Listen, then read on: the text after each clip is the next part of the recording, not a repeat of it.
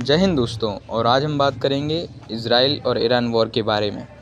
मैं पहले आपको बता दूं कि recently Iran launched drone and missile attack on Israel and Iran ने ये भी कहा है कि उन्होंने इस अटैक से पहले एक साइबर अटैक भी किया था, जिससे इज़राइल के एयर डिफेंस सिस्टम उतने कारगर नहीं साबित हुए और कई सारी मिसाइल्स इज़राइल पे गिरी भी हैं, जिससे उनके कई डिफेंस बेसिस, मॉस्क और कई जगहों पे मास डिस्ट्रक्शन हुआ है।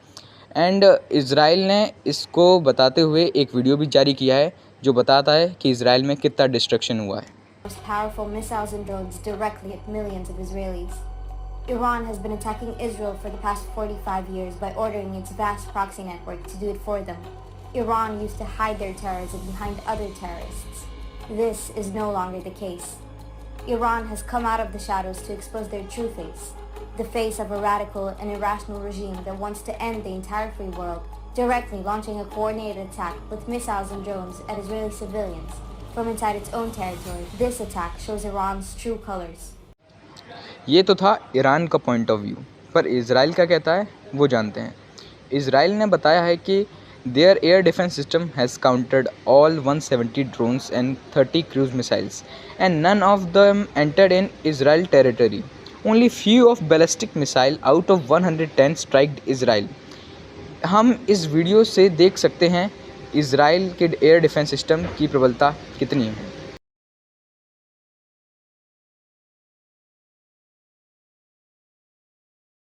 And there is another video जिससे कुछ ballistic missile Ramon air base, जो इज़राइल का एयर बेस है, उस पर गिरती नज़र आ रही हैं।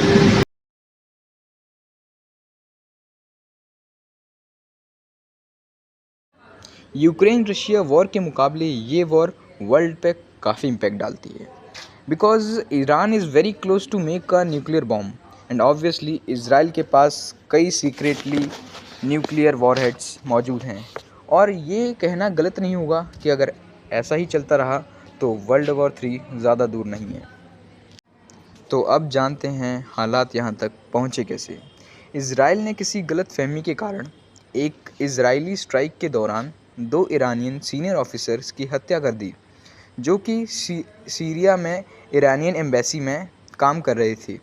और यूएन रूल्स के अनुसार अगर कोई देश किसी की एम्बेसी पे हमला करता है तो एम्बेसी वाले देश को हक है दूसरे देश पे अटैक करने का, जो ईरान ने किया भी इज़राइल पे अटैक करके। परंतु इज़राइल इस बात से नाखुश है और एक बड़ा काउंटर अटैक कर सकता है। और अगर ये बड़ा काउंटर अटैक हुआ तो ईरान न्यूक्लियर हमला करने में पीछे नहीं होगा, और अगर न्यूक्लियर अटैक हुआ तो यूएस को इस वॉर में आना पड़ेगा। और अगर यूएस आया तो इस वॉर में 2 पक्ष हो जाएंगे, एक इज़राइल और यूएस और बाकी देश, और एक ईरान और रशिया और बाकी देश। और अगर ये वॉर हुआ और ये पक्ष हुए तो इंडिया को भी इस वॉर में ज़रूर कूदना पड़ेगा। तो चलिए अब आते हैं करंट सिनेरियो पे। When Iran attacked Israel, global stock market में तहलका सा मच गया। इंडिया, यूएस, चाइना, जापानीज सारे मार्केट डाउन हो गए। बिटकॉइन में 8% तक की गिरावट देखी गई। और अगर ऐसा ही चलता रहा और इज़राइल ने भी अटैक कर दिया तो ऑयल, गोल्ड, स्टॉक मार्केट सब क्रैश हो जाएगा और एक आर्थिक मंदी से जूझ रहा होगा देश। अब इज़राइल पे डिपेंड है कि आगे क्या होगा, क्योंकि इज़राइल ने अगर रिवेंज का सोचा और एक बड़ा अटैक किया ईरान की तरफ, तो मैं ये कहना चाहता हूँ कि revenge will never end and will leads to destruction of mankind. Even Rishi Sunak, India's leader, and many more world leaders advised and requested Israel not to take any action. पर इज़राइल के response देखकर लगता नहीं है कि Israel शांत रहेगा। And they have recently posted this video related to Iran, which shows that Israel won't be silent. The video is. Who is the world's biggest sponsor of terrorism? Iran.